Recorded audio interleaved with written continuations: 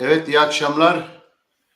Duyabiliyor musun beni? Tekrardan merhaba. Avrupa gündemine hoş geldiniz. Merhaba. Gelişmeleri değerlendirirken özellikle duyabiliyor musun şu anda? Evet. Şimdi Gel- duyuyorum. Demin sesini alamadım, Gelişmeleri şimdi duyuyorum. değerlendirirken özellikle tabii ki Avrupa Birliği'nin politikası önemli, Avrupa'nın gelişmelere nasıl baktığı önemli. Özellikle Brüksel'den baktığında ve Brüksel'deki eee, kurumlar şu anda Ukrayna Savaşı'nın biteceği konusunda bir öngörüde bulunabiliyorlar mı? Yani bu savaş hep böyle mi devam edecek? Yoksa savaşın bitmesi konusunda bazı öngörüler var mı?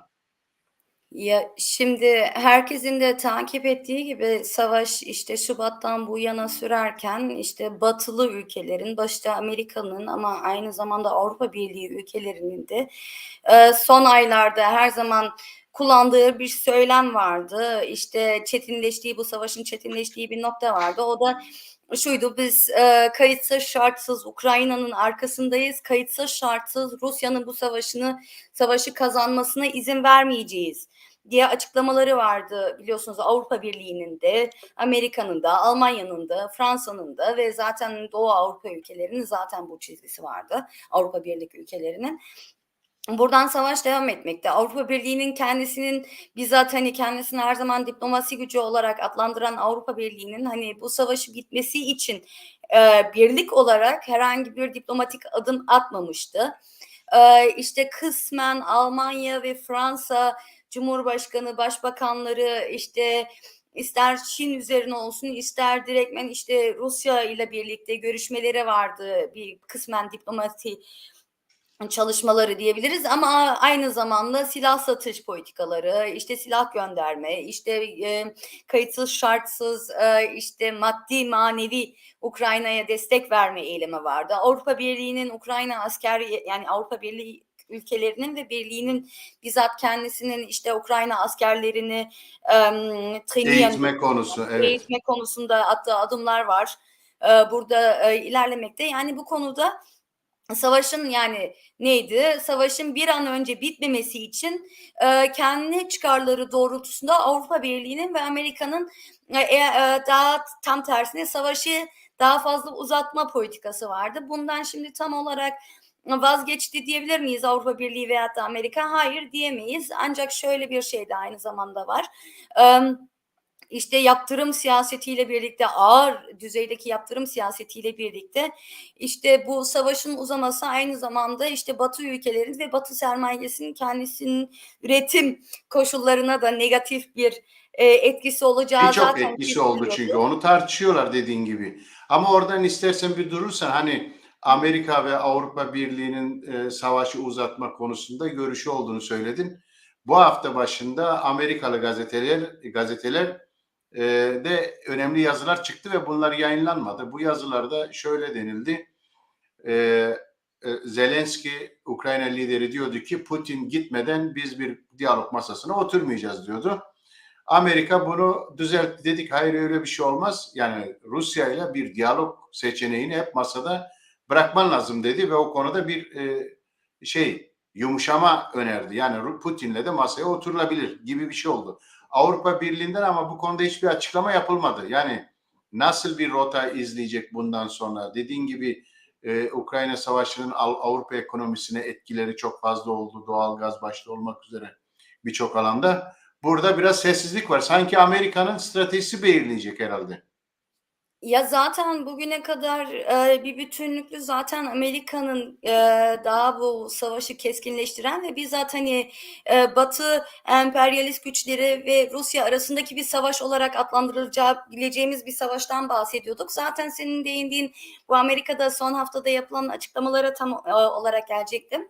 Yani, yaptırım siyasetiyle birlikte bir biçimde kendisini negatif olarak da, işte, buradaki sermayeye yansıtan bir politika söz konusuydu ve son gelinen aşamada Amerika senin dediğin açıklamayı yaptı. Yani şöyle dedi, Zelenski hükümetine yönelik dedi, yani diplomasi kapılarını tamamen kapatmaman Evet. Kapatmaman lazım dedi. Yani neden bunu dedi? Şimdi baktığımızda ama bu savaşın baş noktasında mesela Ukrayna ve Zelenski hükümeti biraz daha fazla diplomasiden yana Evet. iken, işte ateşkese yönelirken, mesela başta İngiltere olmak üzere ama başta Amerika'nın da çizgisi Ukrayna'ya hayır, sen savaş, biz senin arkandayız, savaş ha kardeşim, savaş Evet. çizgisine vermişti. Zaten Biden'ın Polonya'da yaptığı konuşmaydı bu. Yani Zelenski'nin kendisi verdiği bir strateji değildi. İşte bu rejim Hatta o egemen başta olsun, dediğin gibi Putin diyalog rejimi. görüşmeleri vardı yani. Hatta İstanbul'da görüşme oldu.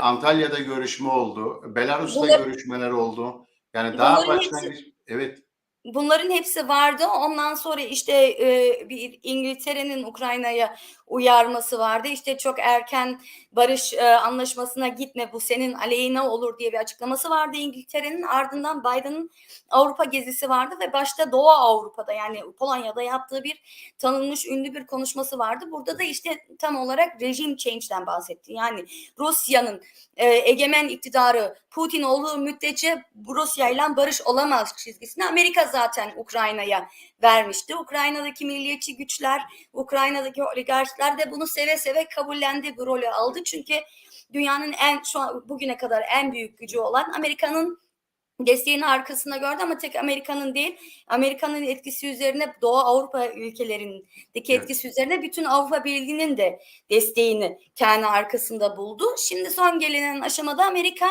Ukrayna'ya işte daha çetinleşirken, bu kavramlar ve söylemler çetinleşirken, ekonomik kriz kendisini daha farklı ve daha derinden yansıtırken bir uyarısı oldu. Yani şimdi daha uyarısında otur masaya, sen diplomasi görüşmeleri yap da demedi. Dedi ki Evet. diplomasinin kapısını kapatmaman lazım dedi.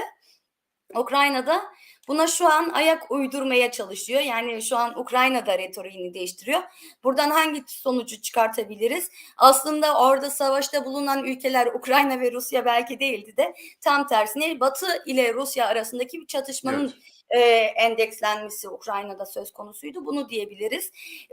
Çin son gelinen Çin pardon Amerika son gelinen aşamada belki neden böyle bir uyarıda bulundu Ukrayna'ya? Şöyle bir gerçek de kendini yansıtmakta. Herkes biliyor ki Amerika'nın asıl çatıştığı nokta Çin ile birlikte.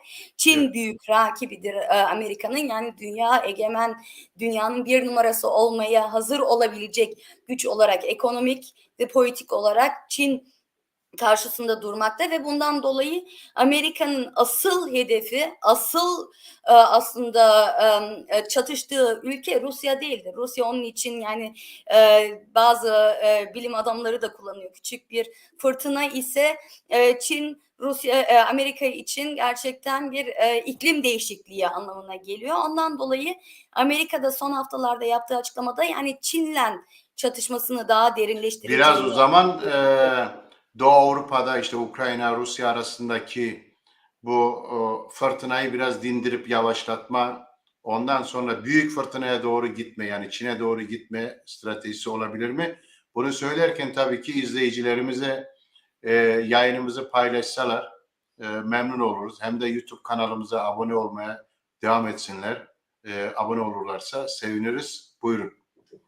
Ya, Junge Welt'te sanırsam bundan 2-3 gün önce çıkan bir yazıda vardı bu. Mesela Amerika'nın büyük bir generali işte şuna vurgu yapıyor. Bizim Çin'le fazla, hani çok fazla zamanımız yok artık Çin'le çatışmaya gidebilmek için. Çünkü Çin büyük adımlarla gelişiyor, ilerliyor, askeri ve ekonomik olarak ilerliyor. Çok fazla zamanımız yok gibisinden bir açıklama vardı. Tabii ki bu bir generalin yaptığı açıklamadır. Yani bu da tam olarak işte yarın savaşa gidilecek anlamına illa gelmek zorunda değil, ama yani burada bir zeminin altyapısı yaratılıyor ve böyle bir gerçeklikle karşı karşıya. Zaten Amerika'nın çizgisinde şu da vardı. Bu bence çok az yani gözden kaçırılmaması gerekiyor. Amerika mesela Avrupa Birliği'ni de işte Rusya'yla, başta Fransa ve Almanya'yı işte Rusya'yla daha fazla bir didişmeye, bir çatışmaya iterken zaten arka planda yaptığı hesaplarda şunlar da vardı. İşte bunlar Rusya'da görüyor. Rusya'dan dersini aldılar. Bizi dinlemediler. İşte Rusya ile enerji birliği yaptılar bilmem. Burada ekonomik alanda, siyasi alanda birlikte çalıştılar. Bunlar bugün gördüler bunun ne sonuca varacağını. Bunların için bu belki Çin'le birlikte yapacakları işte ekonomik ve politik olarak yapacakları anlaşmalara da bir engel olabilir diye bir şeyi vardı, eğilimi vardı. Orada ama o zaman Amerika Avrupa'yla yani Almanya Fransa ekseniyle Rusya arasına bu savaşta kalın bir duvar çekmeyi başardı diyebilir miyiz? Birincisi o. İkincisi de hani hep Avrupa Birliği konuşuyoruz. İşte Avrupa Birliği ülkelerini konuşuyoruz ama bütün ülkeler Ukrayna konusunda aynı stratejiyi, aynı planı mı savunuyorlar? Yani bir bütünlüklü bir dış politikadan, AB'nin dış politikasından söz edebilir miyiz bu süreçte? Ya şimdi şunu görmek gerekiyor belki. Yani Rusya ile Almanya veyahut da Avrupa Birliği arasında böyle sert bir duvar çizildi mi, çekildi mi, çekilmedi mi konusunda belki şöyle şuradan değerlendirebiliriz. Birincisi şimdi Avrupa Birliği ülkelerinin ve Avrupa Birliği'nin egemen güçleri Fransa ve Almanya'nın bu savaşta söylediği bir şey vardı. O da yani Rusya'nın böyle bir savaş hamlesiyle birlikte bizim bugüne kadar var olan düzenini çok kolay bir biçimde bozmasına izin vermemiz bize çok pahalıya mal olur dediler ve bundan dolayı Rusya'nın bu savaştaki kaybedeceği yani vereceği kanı ekonomik, politik ve askeri olarak kaybetmesinin kendi çıkarlarında olduğunu söylediler. Yani mesele sadece işte Avrupa Birliği hareket edemedi de işte Amerika her şeyi belirliyor değil. Yani buradaki sermayenin de kendi hesaplarında Rusya çok çabuk bu savaşı kazanırsa bu bizim için daha pahalıya mal olur hesabı vardı birincisi. İkincisi dediğim gibi Biden hükümetinin Polonya'da yaptığı konuşma çok önemsiz yani göz ardı edilecek bir konuşma değil yani bazen belki şey diyebiliriz Polonya'da önemli değil işte Almanya'da yapmadı bilmem ne ama şimdi Amerika'nın Doğu Avrupa ülkeleri üzerindeki siyasi askeri ve gerektiğinde ekonomikte ama başta siyasi etkisi çok büyük bir etkidir. Ve burada şöyle bir şeyi dayattı Amerika Avrupa Birliği ülkelerine yani Avrupa Birliği'nin dağılması söz konusu olabilir gibisinden bir siyasetle karşıya kaldı ve buradan yola çıkarak Almanya ve Fransa Avrupa Birliği'nin kendisi yani Avrupa Birliği'nin birliği onun için daha önemli olduğunun kararına vererek mesela ilk başta daha yavaş hareket ederken vesaire sonradan işte silah göndermeleri vesaire gibi hareketlere girdi. Yani burada kendi çıkarı doğrultusunda bir nevi hareket etti. Kendi çıkarı ise Rusya'nın daha pahalı bir savaşı olmasıydı. İkincisi de Avrupa birliğinin zedelenmesiydi. Buradan yola çıkarak hareket etti. Yarın duvar böyle çok sert örülü kalır mı kalmaz mı? Bu da yine çıkar ve objektif ve subjektif kriterlere bağlı olan bir şeydir. Ondan dolayı hani illa kalıcı bir duvardır demek zordur. Yani Ama dengeler sonradan değişebilir diye. öyleydi. Dengelerin sonradan değişebileceğini söyleyebiliriz o zaman. Ya zaten öyle bir dönemden geçiyoruz ki dengelerin zaten yeniden hani Almanca dediğimiz Austarieren yapıldığı yani yeniden ölçülüp biçilip tekrar farklı boyutlara gelebilmesi zaten söz konusu kaldı ki şunu da görmek gerekiyor. Mesela Avrupa Birliği geçtiğimiz dönemde Rusya'yla veyahut da kısmen Çin'le vesaire de daha fazla ilişki kurduğu ise mesela bu Amerika'daki gidişatla da bağlantılıydı. O zaman bir Trump hükümeti vardı ve Trump hükümeti tam tersine mesela Almanya ile ekonomik çatışmayı çok farklı ileri bir noktaya getirmişti. Şimdi yarın öbürsü gün tekrar bir Trump hükümetiyle birlikte mesela Amerika'nın kursu da, yani çizdiği çizgi de farklılaşabilir. Yani bu anlamda biz şeyden bahsetmiyoruz. Yani Avrupa Birliği'nden bahsedersek böyle hani tamamen Amerika'nın kuklası olarak hareket eden bir birlikten de bahsetmiyoruz. Bunun içindeki egemen güçler yani Almanya ve Fransa ama başta Almanya olmak üzere şöyle de yani kendilerinin de dünya gücü, ekonomik gücü oldukları için kendi emperyalist, kendi çıkarları doğrultusunda hareket edeceğini görmek lazım. Ondan dolayı Ama her şey bu bir süreçte akış ve aynı bir gelişim zamanda içinde. şu da olmadı mı? Hani ekonomiyle birlikte işte savaşla birlikte ekonomi zorlaştı Avrupa Birliği'nde. enerji arayışları hız kazandı. Bu süre içerisinde Almanya ile Fransa arasında da gerilim arttı aslında. Geçen hafta yanılmıyorsam Olaf Scholz Paris'e gitti. Ortak bir basın toplantısı bile düzenleyemediler.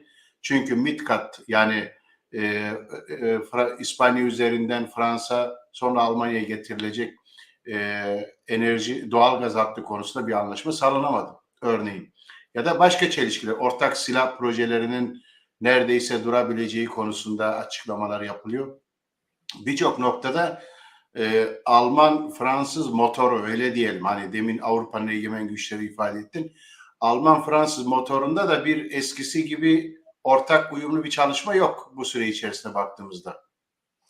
Ya zaten şöyle bir şey var, yani birlikte çalışan ülkeler hiçbir zaman, yani her zaman hiçbir iç çelişkisi olmaz anlamına gelmez. Eskiden de Almanya ve Fransa arasında birçok çelişkiler vardı. Mesela Merkel dönemindeki Macron'a yönelik yaptığı açıklamalara baktığınızda, işte mesela Avrupa Birliği'nin Türkiye politikasına baktığınızda, farklı politikalarına baktığınızda burada da çelişkiler vardı. Veyahut da Avrupa Birliği'nin direkt bir askeri güç olması, açıktan bir askeriyesinin vesaire olmasında da mesela Almanya ve Fransa illa her zaman aynı şekilde, aynı tavırda hareket etmiyor. Ama Almanya ve Fransa şunun bilincinde. Almanya ve Fransa dünya ekonomik ve dünya paylaşım kavgasında herhangi bir biçimde büyük bir rol oynamak istiyorsa Avrupa Birliği ile hareket etmek zorundadır.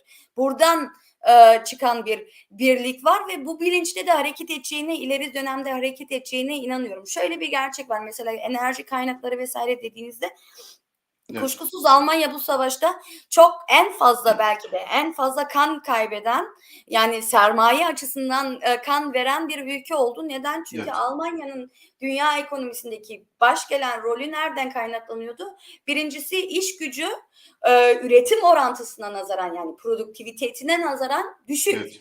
Yani belki nominal olarak ücretler yüksek olabilir, yani kısmen yüksek Üretkenlik fazla, evet. ama üretkenliğine nazaran gerçekten işçi ücreti, sanat ücreti çok düşük bir ülke ve ikinci neyi vardı? İkinci kozu olarak elinde çok ucuza Rusya'dan gaz alan bir ülkeydi. Yani farklı bir ülke bu kadar ucuza gaz alamıyordu. Yani enerjisi çok ucuzdu ve şu an geldiği aşamada Almanya'nın ekonomisi bir zorlukla karşı karşıya gerçekten.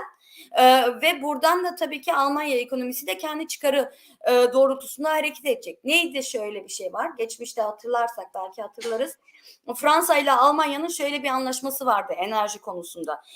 Almanya Fransa'nın atom enerji de ilerleyebilmesi için Avrupa Birliği'nin işte özel fonları vesaire ne destekleyecekti. Diğer taraftan gazı. Evet. Yani Rusya, Fransa'da Almanya'nın gaz konusunda bir numara olabilmesini sağlayacaktı. Şimdi gelinen aşamada öyle bir şey ki Almanya eski gazı alamıyor. Fransa'nın da aslında sıkıntıları var, yani nükleer enerjide de iklim değişikliğinden vesaire dolayı istediği kadar enerji üretemiyor. Yani bir ekonomik sıkıntı zaten söz konusu. Gaz İşte ihtiyacı bakımından ama onlar yine de özellikle Cezayir'den, Kuzey Afrika'dan Fransız gaz alıyor bir şekliyle. Ama şimdi anlayabildiğimiz kadarıyla bu gazı Almanya ile paylaşmak istemiyor. Tabii ki bir paylaşım kavgası var. Almanya şu an mesela Avrupa Birliği'nden, şimdi eskiden hep Almanya şey derdi, işte ben en fazla para veriyorum, en fazla dayanışmayı ben gösteriyorum vesaire derdi. Ve şu an Almanya mesela Avrupa Birlik ülkelerinden enerjilerin, mesela Fransa kendisine yetecek kadar belki enerjisi vardır ama ne yapıyor? Avrupa Birliği'nin anlaşması, uzlaşması üzerine enerji dağılımı yapıyorlar. Ve burada mesela Fransa'nın kendisine belki yetebilecek enerji kaynakları Fransa'ya yetmemeye başlıyor vesaire. Yani bir de işin içine iç politika da gelirse, işte Macron'un Fransa'nın içindeki, işte şu an son gelinen seçimlerde güç kaybı, işte Fransa'da güçlenen sosyal hareketlilikler vesaire geldiğinde tabii ki daha farklı bir sıkışmışlık içinde Fransa kendini yansıtıyor. Ama bu şu anlama gelmez. İşte Avrupa Birliği ile Fransa bugün koptu, dün çok iyilerdi, yarın Evet. olmayacak falan değil. Bunlar güncel Uzun siyaset vadeli stratejik ortak hareket devam ediyor tabii dediğin gibi. Çünkü Avrupa Birliği'nin sürekli ama bu süre içerisinde demin Fransa'daki hareketliği söyledin, eylemler. Bakıyorsun bir sosyal hareket var orada sendikalar içerisinde. Almanya'da daha küçük kıpırdanmalar var. Yani çok öyle güçlü bir hareket şey yok. Belçika'da geçen eylemler oldu. Böyle baktığımızda ekonomik sorunlar derinleşiyor. Hani enerji, pahalılık, enflasyon bütün Avrupa Birliği'nin ortak problemi. Ama buna karşı bir direnç, yani emekçi sınıflar açısından Avrupa genelinde bir toplumsal hareket de zayıf. Bu Avrupa'daki sol için nasıl bir tartışma var bu konuda? Hani burada nasıl bir sol güçlenebilir? O da tartışılıyor mu bulunduğum platformlarda? Yani nasıl bir sol güçlenebilirden ziyade bunlar kuşkusuz tartışılıyordur da, nasıl bir sol güçlenebilirden ziyade şöyle bir, belki bakmakta bence yararı olur. Sosyal hareketlilik noktası veyahut da sınıf hareketi, bizzat kendini damgasını vuran sınıf hareketi hangi noktada duruyor şu an? Ve şunu görebiliyoruz, bir kısmen kıpırdamalar ve kıpırdanmalar oluyor. Evet. Değişik ülkelerde işte İngiltere'ye baktığımızda bambaşka bir biçimde gerçekten hani sınıfın kendisini sınıf olarak da yani sadece genel bir sosyal hareket değil de sınıf hareketliliği olarak kendisini ortaya koyduğunu görebiliyoruz. Belçika işte bundan 2 gün önce ben Brüksel'deydim. Genel grev en büyük yani tarihinin en büyük genel grevlerinden birisini yaşadı. İşte Fransa'da insanlar sokağa çıktı. Almanya'da bu daha düşük bir düzeyde oldu. Bu Almanya'daki hem sendikaların içinde bulunduğu çizgiden bağlantılı olarak yani işte Scholz'un izlediği politika vardı biliyorsunuz Evet. konservatif politik diye Uyumlu adlandırıldı. eylem planı, evet.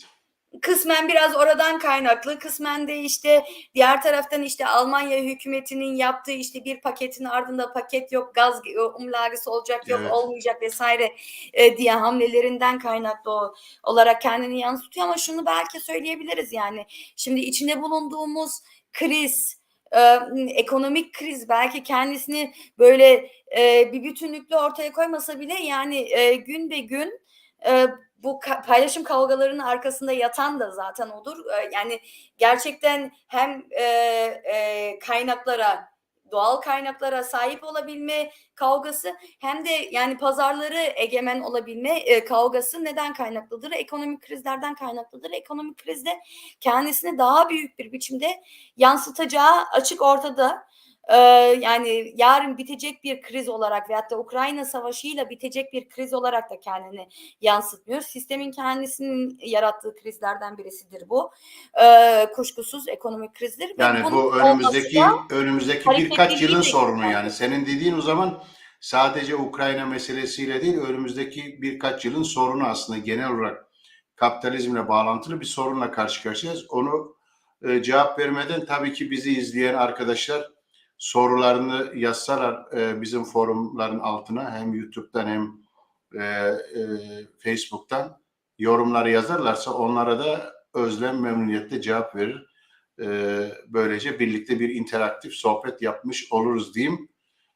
Çelişki o zaman yani sadece Ukrayna'dan bağımsız olarak tekrarlayayım soruyu. Ekonomideki daralma, e, enerji de önemli bir faktör. Bu önümüzdeki süreçte devam edecek gibi görünüyor. Kuşkusuz öyle gözüküyor. Kaldı ki yani zaten Ukrayna Savaşı da bir biçimde zaten bu pazar kavgalarının, bu kaynakların ve pazarlara egemen olabilmenin bir kavgasının göstergesi. Yeni güçlerinin de kendi işte egemenliğini artık bundan sonra ilan etmesinin bir göstergesi. Zaten Ukrayna Savaşı'nı da buradan değerlendirdiğimizde o da onun bir göstergesi. İlk Ukrayna gerilimine de baktığımızda mesela şuradan nasıl kendini yansıtıyor. Şimdi Avrupa Birliği o zaman krizden geliyor. Bu işte bir zamanında Euro krizi dediğimiz dönemden sonra mesela Ukrayna pazarına yöneliyor. Evet. Orada işte bir işbirliği arıyor. Kendi hani belki kendi sıkıntısını, ekonomik sıkıntısını da atabilmek için. Buradan işte Rusya ile çelişkilere giriyor vesaire mesela. Ondan sonra Amerika işin içine girip bu işte Ukrayna'daki kendi geostratejik çıkarında bir hareketli hamlelikte bulunuyor. Yani zaten orada da kendini yansıtma noktası ekonomik krizin yani zaten siyaset tamamen olarak hiçbir zaman ekonomiden bağımsız olarak gelişmesi de söz konusu olduğu için burada da şimdi bunu diyebiliriz evet. Evet. Putin'e Avrupa Birliği diktatör diyor. Tabii ki nedenleri var. Anlaşılır. İnsan hakları, demokrasi vesaire pek çok şey eleştiriliyor tabii ki Rusya'daki. Eleştirilmesi de gerekiyor. Ama Avrupa Birliği hani demokrasi, Avrupa Birliği normları, insan hakları derken bakıyoruz en otoriter rejimlerle bu süre içerisinde ilişkiler gayet normalleşti. Suudi Arabistan'a gidildi, Katar'a gidildi ve Katar'da şu anda Dünya Kupası maçları oynanacak. Ülke liderleri gidiyor. Yani Mısır'la anlaşmalar yapılıyor. Halbuki darbeci Sisi. Yani Avrupa Birliği bir taraftan Türkiye'liler açısından bakın Türkiye'de demokrasinin yeri ama diğer taraftan bakıyorsunuz çıkarlarına göre bir diktatörle hiç ilişkiyi sürdürmez. Diğer taraftan diğer diktatörlerle de çok gayet normal ilişki sürdürüyor. İkiyüzlü bir siyaset. Bundan sonra daha artarak mı devam edecek bu? Ya, kuşkusuz belki şunun altını çizmek lazım. Tabii ki ikiyüzlü kendini yansıtan bir siyaset de ama şimdi mesela Avrupa Birliği'nde liberal demokrasi veyahut da hukuk devleti vesaire gibi olgular kendini yansıtıyorsa bu da hani çok ileri bir unsur olduğu için kendini yansıtmıyor. Buradaki ülkede veyahut da buradaki ülkelerdeki var olan zamanındaki sınıfsal ve toplumsal hareketlerden dolayı böyle bir gelişkinlik kendini yansıtıyor. İşte bakalım Almanya tarihine bakalım. Almanya tarihi işte tarihinde dünyanın en büyük işçi hareketlerinin, işçi örgütlülüğünün vesaire olduğu en büyük mücadelelerin verildiği bir ülkedir. Yani şimdi Almanya bugün daha liberal kendini yansıtıyorsa, daha işte farklı iş saatleri, farklı sosyal haklar varsa burada verilen mücadelelerden dolayıdır bu. Burada verilen mücadeleler buradaki toplumdaki de yani bir dünya görüşüne de yol açıyor. Nedir? İşte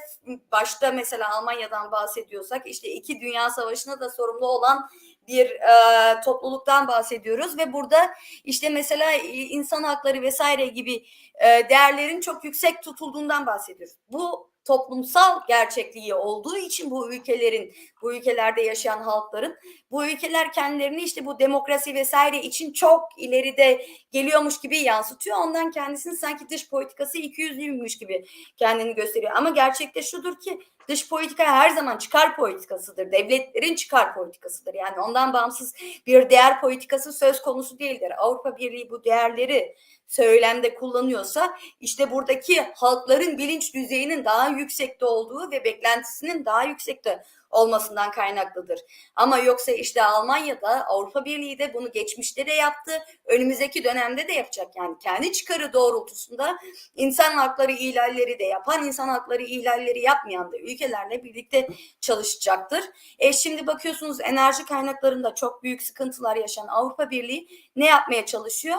Şunu söylüyor mesela Frau von der Leyen son Eylül'de yaptığı büyük hani ulusun durumu Avrupa Birliği'nin durumu. Evet, birliğinin durum değerlendirmesi yaptı orada bir. değerlendirmesi konusunda şunun altını çizdi. Dedi ki biz tekrar Avrupa Birliği olarak şöyle bir hata yapmayacağız. Kendimizi tamamen tek bir devletten, bir otokrasiden bağımlı yapmayacağız. Ne yapacağız?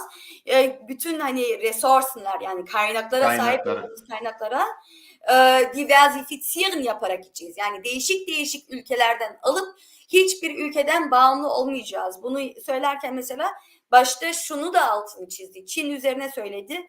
Çin'e baktığımızda lityum kaynaklarının bu Lieferkette'sini yani evet, tedarik zincirleri kontrole en büyük sahip olan ülke Çin. Ve dedi burada da yani tek kendimizi Çin'den de bağımlı etmeyeceğiz. Burada da değişik kaynaklarla birlikte değişik ülkelerden işte Latin Amerika'daki değişik ülkelerden de bu kaynaklara sahip olmaya çalışacağız dedi. Yani uzun lafın kısası belki şöyle diyebiliriz.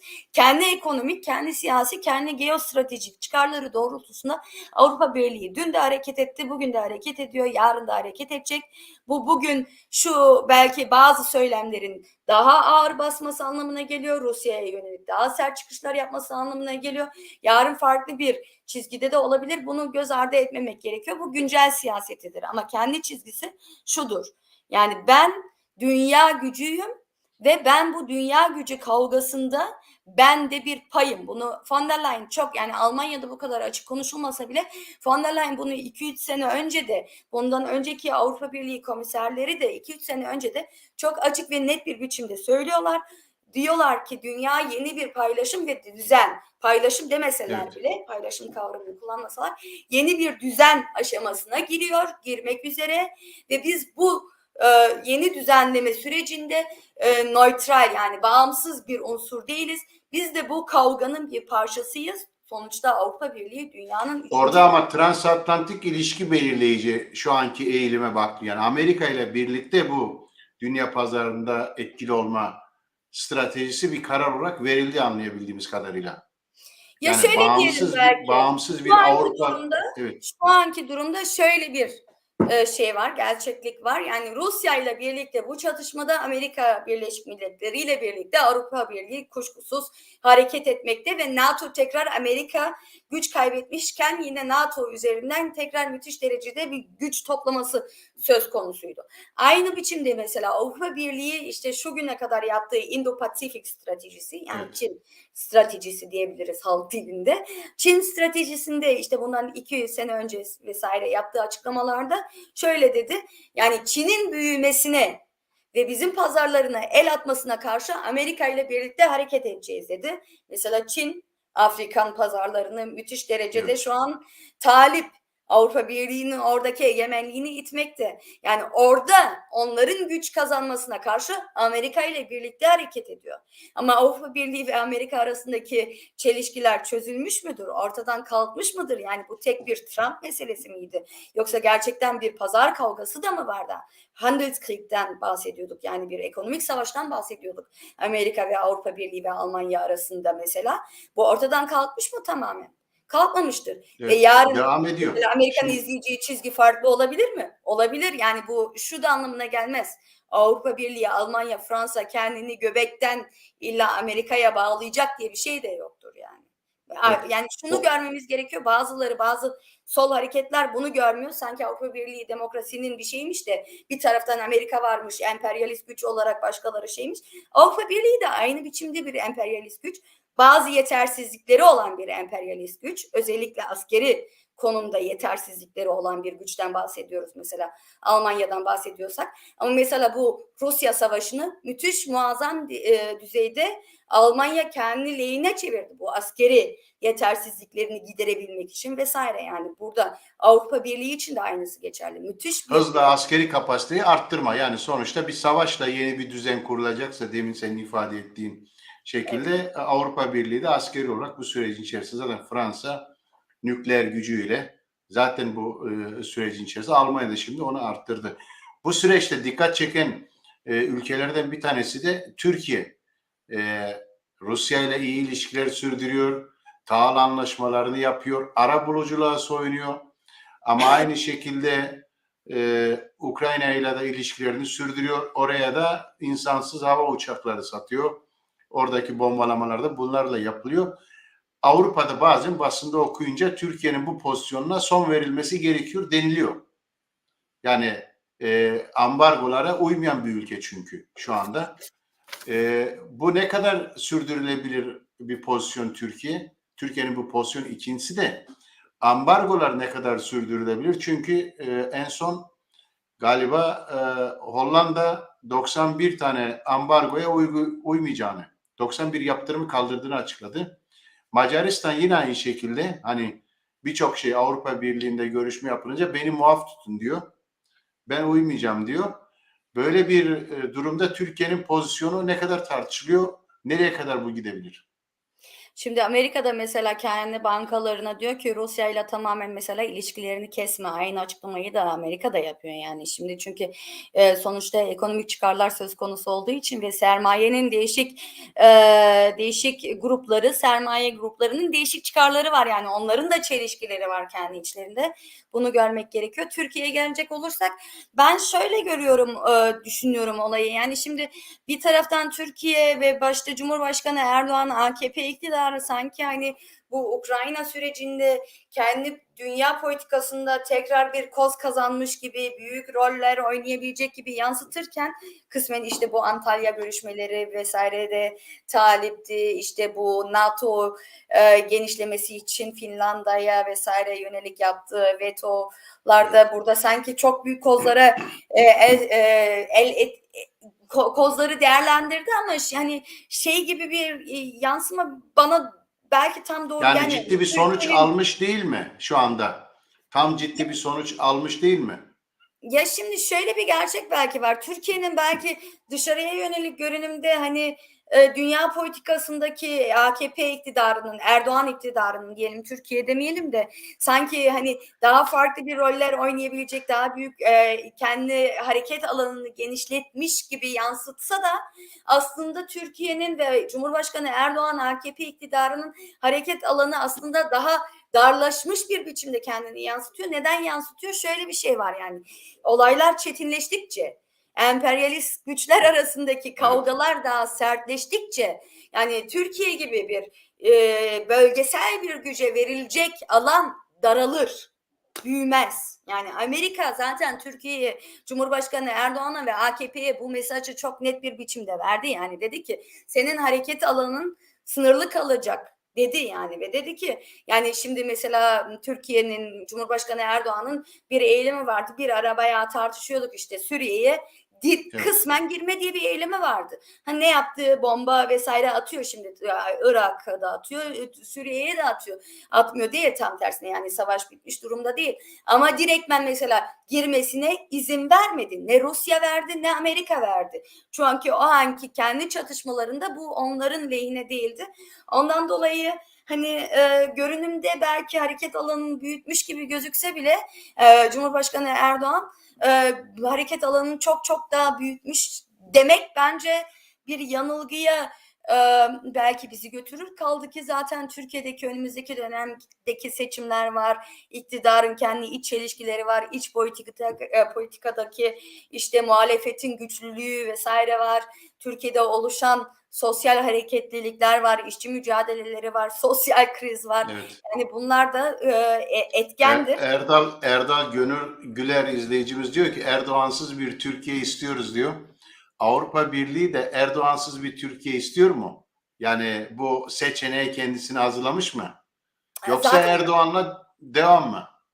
Ya zaten şimdi Avrupa Birliği de Amerika'da yani şimdi Erdoğan gibi ona fazla sorun çıkartan Türkiye geopolitik olarak çok önemli bir ülke yani bulunduğu konumdan dolayı yeraltı kaynaklarından dolayı büyük genç pazarından dolayı vesaire olduğu için Türkiye yani Batı için illa ne Almanya için ne de Amerika için vazgeçilecek bir ülke değil. Erdoğan gibi sorun çıkartmayan bir siyasetçi olması emperyalist güçlerin de lehine gelir. Şimdi ama buradan yola çıkarak mesela Erdoğan da bunu kullanıyor mesela. Kendi propagandasında, demagojisinde kullanıyor. Yani sanki kendisi büyük bir anti-emperyalistmiş gibi gösteriyor ama aynı zamanda Erdoğan da yani ülkeye en fazla satan kişilerden birisi.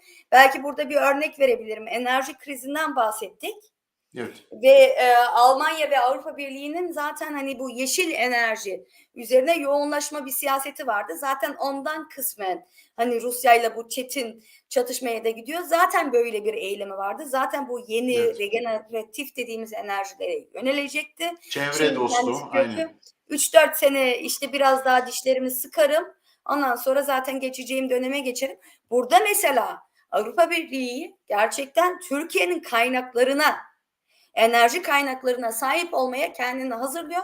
Ben de size şunu söyleyebilirim. Avrupa Birliği komisyon görüşmelerinden izlediğimde bu tam da AKP MHP iktidarı geliyor diyor ki gelin bizim ülkedeki enerji kaynakları o kadar çok ki biz size vereceğimiz çok şey var diyor. Yani bugünden satmaya hazır. Bu da yani işte bu demin dediğim anti emperyalist bilmem ne falan retoriğinin tek retorik olduğunu anlamına geliyor. Ama evet doğru. Ne Amerika, ne Avrupa Birliği, ne Merkel, ne Macron, ne de Scholz Erdoğan'dan pek mutlu değil. Farklı bir iktidara her zaman açıktı. Ama tabii ki farklı bir istediği iktidarda hep kendi çıkarı doğrultusuna, kendi çıkarının dışına çıkmaması isteyen bir iktidar istiyor Türkiye'de. Mesela baktığımızda işte bu halkın çıkarına kurulan birlik Türkiye'de mesela ülkeyi satmaya hazır olmayan bir birlik Evet. olarak kendini yansıtıyor. Umarım ki öyle bir birlik gerçekten ister seçimlerde ister ülkenin siyasetinde daha fazla kendi duruşuyla, politik 20 çizgisiyle yıldır damgasını. iktidarda Erdoğan aslında alıştılar bir şekliyle Erdoğan'a da. Avrupa'da, Amerika'da yani sınırları bazı noktalarda zorlasa da itiraz etse de ama ana eksende bir değişiklik yok. Tabii ki yani dediğim gibi ülkenin satışında yani neyini satmadı ki ülkenin Türkiye'nin. Ya. Peki son söylemek istediğin özellikle bu çelişkiler derin, Ukrayna'daki savaşın ne kadar süreceği daha kestirilemiyor.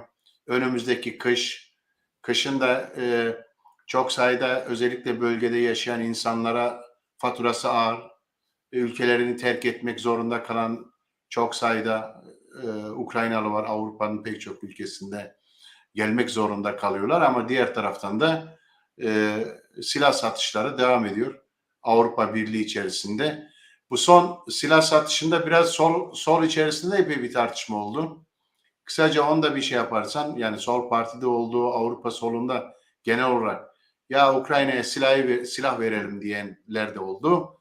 Yok silah vermeyelim de diyenler oldu. Bu biraz Rusya'nın Ukrayna saldırısı solda bir düşünsel, ideolojik anlamda bazı kırılmalara ve değişmelere de yol açtı. En azından bu Avrupa Parlamentosu'ndaki sol grup içerisinde de benzer eğilimler mutlaka ortaya çıkmıştır. Nedir oradaki tablo? Ya şimdi zaten bu sol dediğimiz kavram biraz hani muğlak olduğu için tam altında ne yattığını da bilemiyorsun. Tabii ki kuşkusuz burada da çarpıklıklar, yanlış pozisyonlar vesaire söz konusu oldu. Bazıları ise mesela işte Ukrayna'ya karşı bir emperyalist savaş sürdürülüyor. Ondan biz saldırılan ülkeye sahip çıkmamız gerekiyor tavrıyla vesaire böyle, bu tarz açıklamaları yaptı. Bunu yapanlar ise şunun bir gerçekliği, ister bilinçli olsun ister bilinçsiz olsun, şunun bir göstergesi. Bu savaşın gerçek nedenini, gerçek arka planını, gerçek altyapısını analiz etmezsen öyle bir yanlış bir sonuca varabilirsin. Yani gerçekten emperyalistler arası bir savaş olduğunu, bir kavga, paylaşım kavgasının bir hamlesi olduğunu vesaire diye görmediğinde böyle yanlış, tuhaf, yanlışa gerçekten seni tam tersine işte bir biçimde belki NATO'cu bir siyasete iten bir çizgide olabileceğini gösterir. Kaldı ki sol terimler muğlak kalıyor bazen ve hatta partiler muğlak kalıyor derken şunu da kastediyorum. Yani sınıfsal perspektiften ister siyasi gelişmeleri ister ekonomik gelişmeleri gerçekten analiz edemezsen yetersiz kalıyorsun. Sol partilerin yaşadığı kriz budur. Yani kuşkusuz ya bunlar kendilerine yeni bir çeki düzen vereceklerdir ya da bunlar tablodan gerçek güç olarak kaybolacaklardır ama onun yerine yenisi bir biçimde kendini yansıtacaktır. Şundan dolayı yansıtacaktır. Dediğim gibi mesela Avrupa'da yıllarca işte sosyal hareketlilikler dip noktada kendini yansıtıyordu. İşte sınıf kendisi damgasını vurmuyordu işte siyasi tartışmalara vesaire. Bakıyoruz genel grevler büyümekte, bakıyoruz İngiltere'deki işçi sınıf mücadelesi büyümekte. Bu kendisini yansıtacaktır. Ondan dolayı belki şöyle diyebiliriz. Zor bir dönem içindeyiz. Gerçekten hani yarın şu ya da bu direkt olacak diyemediğimiz bir dönem içindeyiz. Ama şunu görebiliriz ki mücadele sınıflar perspektifinde daha derinden kendini yansıtacak bir dönemdeyiz. Aslında o yönlendirecek herhalde, o belirleyecek. Yani ortaya neyin yeni bir şeyin çıkacağını, o zaten her zaman o belirler. tabandaki Zaten hareketin, mücadelenin şeyi. Evet. Peki. Çok teşekkür ederiz sana yayınımıza katıldığın için, verdiğin bilgiler için. Görüşmek üzere. Evet sayın seyirciler, Özlem Alev Demirel'le birlikte Ukrayna, Avrupa Birliği, oradan Almanya'nın durumu ve tabii ki Türkiye-Avrupa Birliği ilişkilerini konuştuk. Önümüzdeki hafta görüşmek üzere, hoşça kalın, iyi akşamlar.